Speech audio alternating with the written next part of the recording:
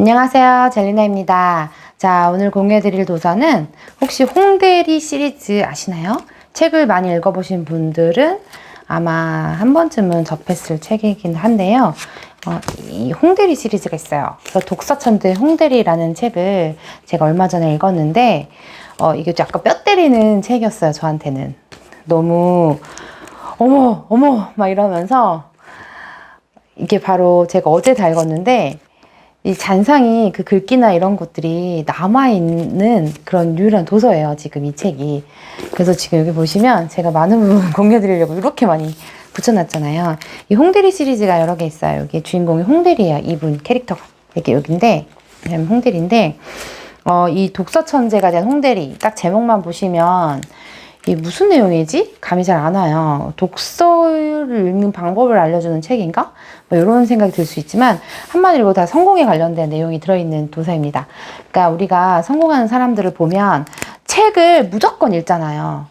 성공한 사람, 무슨 자리에 성공했다, 뭐 회장이다, 뭐 대표다, 이런 사람들 어느 정도 지위가 있고 경제적인 불황 뭐 요런 상태에 계신 분들을 다 인터뷰해 보거나 그런 영상들을 보시면요, 하나같이 습관 중에 하나가 바로 이 독서하는 습관이에요.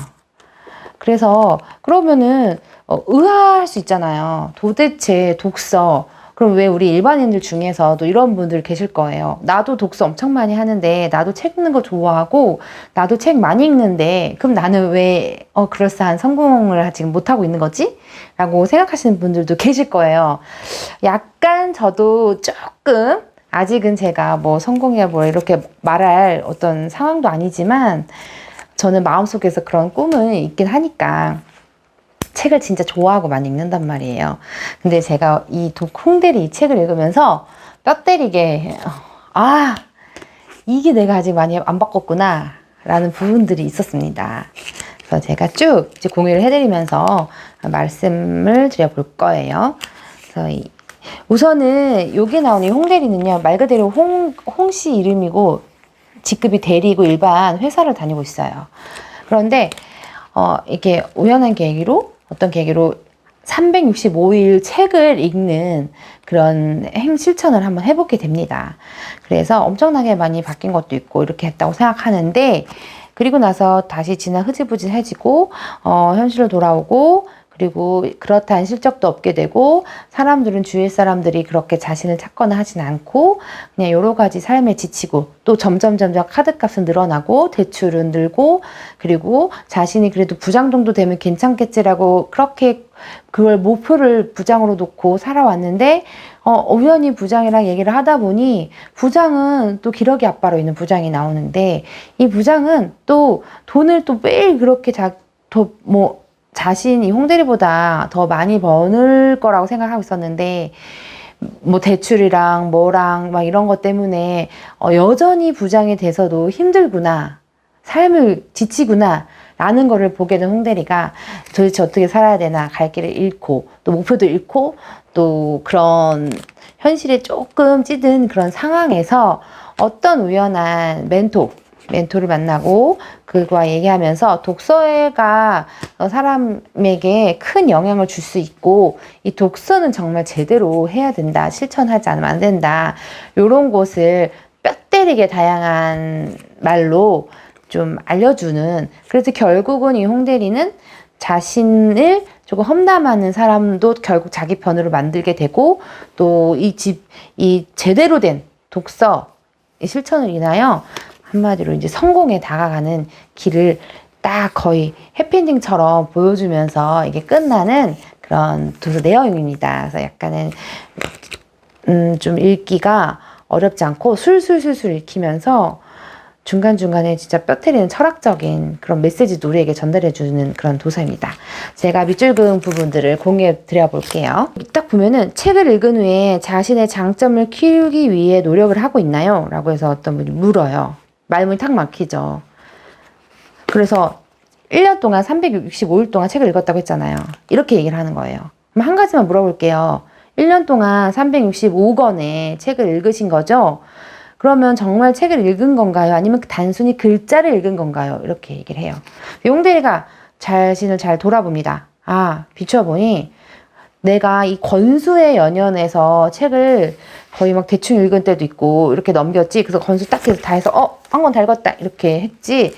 제대로 그 의미를 받아들이고 내가 그 책을 빌미로 변화할 건 변화하고 이런 것이 없었다라는 것을 조금 늦게 깨닫게 됩니다. 그래서 책을 읽으면 생각이 달라지고 생각이 달라지면 행동이 변하고 행동이 변하면 삶의 질이 높아진다.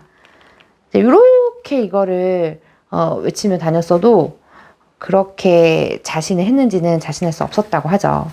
그래서 뭐라고 나오냐면 생존 독서에서 성공 독서로 바꿔야 된다. 독서하는 방법을 라고 언급을 합니다. 뭔가를 내가 생존하기 위해서 독서하는 것보다 성공하기 위해서 독서하는 걸로 초점을 바꿔야 되는 거죠. 그래서 이렇게 얘기해요. 지금 편안한 삶을 선택해서 남은 평생 힘들게 살 것인지 아니면 미래를 위한 저축이라고 생각하고 지금 조금 힘든 삶을 살 건지 선택은 홍대리님께 맡기죠. 라고 저때문 얘기를 합니다. 그리고 뭔가를 가지고 있을 땐 지키기 위해서 버둥거리기 마련이죠. 하지만 두 손 가득 쥐기 위해서는 어떻게 해야 돼? 우선 비워야 하는 법을 배워야 합니다. 자, 그리고 첫 번째 이유, 성공 독서는 힘들지만 힘들지 않은 것이라는 첫 번째 이유가 성공 독서는 미래를 만드는 독서. 두 번째, 가능성을 발견하는 독서. 세 번째, 나뿐만 아니라 모두를 위한 독서이기 때문이다 라고 얘기를 하고 있어요. 그러니까 한마디로 이 독서란 자신을 변화시키기 위해서 독서를 해야 된다라고 말을 하는 거죠. 그게 바로 성공 독서인 거죠. 어떤 책을 읽던 어떤 방식으로 독서를 하든 중요한 건 내가 왜 독서를 하는지 독서의 본질을 자신에게 치열하게 물어야 한다. 그리고 더 중요한 건 독서를 통해서 생각을 변화시키고 행동을 바꾸고 자신이 품었던 꿈을 현실을 만들어내야 된다. 그게 성공 독서라는 거죠. 그러니까 그리고 생각하는 방식이 좀 성공한 사람과 그렇지 않은 사람의 차이가 있는 거죠. 책을 읽고 우리 안에 무언가가 깨지지 않는다면, 다시 말해 아무 변화도 일어나지 않는다면 굳이 독서를 해야 되는 이유가 있을까? 라고 이제 의문을 하게 됩니다. 어떻게 읽고 무엇을 끄집어낼 것인가를 고민이야말로 독서의 본질입니다. 그리고 제가 이 부분을 꼭 실천하려고 접어뒀던 곳이 있어요. 몇 페이지가 있는데요. 이 책에서 제시해 주는데 기발하구나 라고 생각했던 게 있어요. 성공 노트 만들기, 성공 스크랩 만들기, 그리고 감사일기 쓰기. 감사일기는 성공한 사람들이 대부분 많이 하고 있다라고 해요. 저는 아직 실천을 못해서 저도 해보려고 합니다. 여기서 언급한 성공 노트는 첫 번째, 마음에 드는 노트를 먼저 삽니다. 두 번째, 책을 읽은 후에 떠오른 대로 느낀 점을 씁니다. 세 번째, 맨 마지막에 한 문장으로 자신의 생각을 딱 정리를 합니다. 이렇게 해서 성공 노트를 하는 거고요. 그와 더불어서 긍정의 마인드를 만들어내는 게 바로 성공 스크랩입니다. 성공 스크랩은 성공한 경영자 60명을 파일을 만드는 건데 대충 만드는 게 아니라 아주 세세하게 만드는 거예요. 그래서 기자가 만들어주는 정보, PD가 만들어주는 정보만 자신의 뇌에 쌓을 필요가 있나요?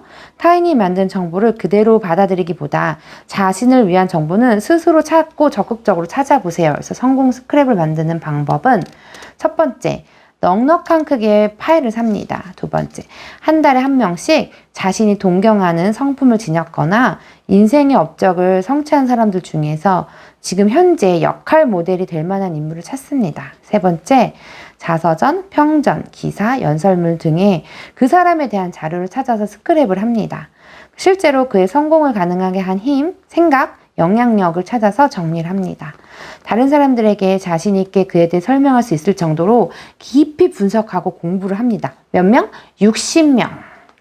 그래서 이렇게 성공 스크랩을 만들고요. 그리고 또 매일마다 감사일기를 씁니다. 작은 노트 사서 거창한 일보다 일상한 소소한 일들을 놓치지 않고 언제 어디서든 감사한 일이 생각나면 바로 적습니다. 감사한 일이 떠오르지 않으면 앞으로 감사하게 될 일을 상상하며 적습니다. 정기적으로 읽으면서 나의 감사 내용이 어떻게 변하고 있는지를 지켜봅니다. 그리고 또 누가 이렇게 얘기해요. 저를 변화시킨 건 독서예요. 기적이죠. 철저한 노력과 성공에 대한 믿음을 바탕으로 리얼한 현실에서의 행동 그 자체죠. 이런 멘트가 나와요. 그래서 독서 힘을 얘기하고 있습니다. 행동으로 옮기지 않은 독서는 의미가 없다. 이 부분을 보니까 너무 조금 찔려요. 아무리 독서가 즐거워도 실천하지 않고 책만 봐면 책벌레에 불과하지. 독서의 진짜 목표를 잊지 말자. 삶을 일깨우는 독서를 하자. 독서하는 인간으로 살고 싶었지 책만 읽는 벌레론 되고 싶지 않았다. 죽은 독서는 더더욱 하고 싶지 않았다. 생생하게 살아있는 독서, 자신의 심장을 뛰게 하고 피를 돌게 하는 독서를 하고 싶었다. 독서는 명사가 아니라 동사였다. 한 권의 책은 종이 묶음이 아니라 살아 움직이는 지도였다. 삶에 대한 지도를 말하는 거겠죠. 맞아요. 책을 아무리 읽으면 글자만 읽으면 책벌레고 진짜 이게 변화가 있어야 된다는 말을 다시금 콕콕 와닿네요. 그래서 적성보다 월급보다 쥐기보다 중요한 것은 마음이다. 일을 즐기고 사랑하는 마음을 가져야 된다. 현재 일하고 계신 분들 막 이러면서 일을 하고 있으면 마음을 바꾸세요. 즐기면서 일을 해야 합니다. 그래서 여기에 보면은 또 이런 말도 나와요. 사람은 보통 적당히 게으르고 싶고 적당히 재미있고 싶고 적당히 편하고 싶어 한다. 그러나 그런 적당히 그물 사이로 귀중한 시간을 헛되이 빠져나가게 하는 것처럼 우매한 것은 없다. 이렇게 얘기하죠. 그래서 견문이 좁은 사람은 마음도 좁아서 자기 상식이 전부인 줄 알고 미련하게 낙오되어 살다 불쌍하게 간다. 저 어떻게 이런 삶을 살고 싶나요? 노노노 그렇지 않아요. 그렇죠? 그래서 또 삶이 당신에게 어떤 것을 가져다 주느냐 보다는 당신이 어떤 자세로 살아가느냐에 따라 당신의 삶이 결정된다. 무슨 일이 당신에게 일어나는가 보다는 당신이 어떤 마음으로 그런 일을 바라보는가에 따라 당신의 삶은 결정된다. 당신에게 주어진 환경은 당신의 삶에 색칠할 수 있다. 하지만 그것이 어떤 색깔이 될 것인지를 선택하는 것은 당신의 마음이다. 결국 진짜 마음이에요. 어떤 상황을 안 좋게 보면 계속 그렇게 보이고 좀 마음만 그 순간 바꾸면 또 다르게 보이는 게 신기하더라니까요. 그래서 여기에 이 홍대리님을 엄청 비아냥거리고 욕하고 다니는 표 과장이 나와요. 근데 결국은 홍대리가 자기 편으로 만들었어요. 어떻게 했냐면 홍대리님을 이제 비아냥거린 사람이 있으면 그의 장점을 찾아보세요. 생일을 챙겨주고 좋은 점을 칭찬하고 지속적으로 관심을 보이세요. 아마 놀라운 일이 벌어질 겁니다. 이 말을 듣고 이 홍대리가 진짜 실천을 합니다. 정말 입에서 안 떨어지죠. 맨날 자기 욕하고 다니는 사람한테 그 앞에 면전에 대고 되게 좋은 말을 어떻게 해야겠어요. 막 열만 안 받으면 다행이지. 그런데 실천을 합니다. 그 사람에게 칭찬을 한 거죠. 그리고 좀 배울 게 많아서 제가 나중에 찾아서 밥 한번 사겠습니다. 이런 멘트도 해요. 그러고 나서 이 표 과장이 태도가 바뀌고 이제 다 이 홍대리에 대해서 좋게 소문을 내고 다닙니다. 그래서 결국 사이가 둘이 좋아졌죠. 사건이나 사람 자체보다는 그것을 대하는 자신의 태도가 훨씬 중요하다. 이런 걸 실감했다고 해요. 진짜 와 닿아요. 현실은 진짜 어려워요. 그렇지 않아요? 그래서 잠들기 전 10분 동안 매일 성공한 모습을 그려보면서 마인드 컨트롤을 하는 것만으로도 부정적인 마음이 사라지는 것 같다. 그러니까 우리 뇌는 그렇대요. 잘 모른대요. 내가 생각하면 계속 그게 진짜로 생각해서 부정적으로 생각하면 그런 에너지를 끌어들인다고 하잖아요. 그래서 왜 성공학원이라고 일부러라도 뿌리를 머릿속을 다 바꾸기 위해서 그런 걸 하잖아요. 그래서 여기서 말합니다. 진정한 성공은 결코 외적인 것을 찾을 수 없다. 내 삶에 문제가 없길 바라는 것이 아니라 문제를 해결할 수 있는 지혜와 용기를 찾는 거다. 남다른 일을 하는 게 중요한 게 아니라 자신에게 주어진 일을 남다른 마음으로 하는 것이 중요하다. 와, 이거 보세요. 제가 완전 별표에다가 밑줄, 물결. 진짜 문제를 해결할 수 있는 지혜와 용기를 찾아야 된대요. 근데 저는 어떤 문제가 생기면 그 원인을 찾고 막 이런 것 같아요. 그리고 이 마음이 중요한데 쉽지 않아요. 계속 바꿔야 돼, 의식적으로. 그래서 행복은 목표에 있는 게 아니라 지금 이 순간에 있다. 인간의 사고방식이 완전히 바뀌려면 약 1톤 정도의 정보가 필요하다. 그래서 책으로 치면 약 2,000권 정도를 읽고 그래야지 사고방식이 완전하게 바뀌는 계기가 된대요. 저는 1,000권은 아니고 아직 몇백 권도 못 읽었으니까 아마 제가 제 사고방식까지 확 다 긍정적이고 성공하는 마인드로 바꾸려면 아마 1000몇 권을 더 읽어야겠네요. 부지런히 책을 읽어야겠습니다.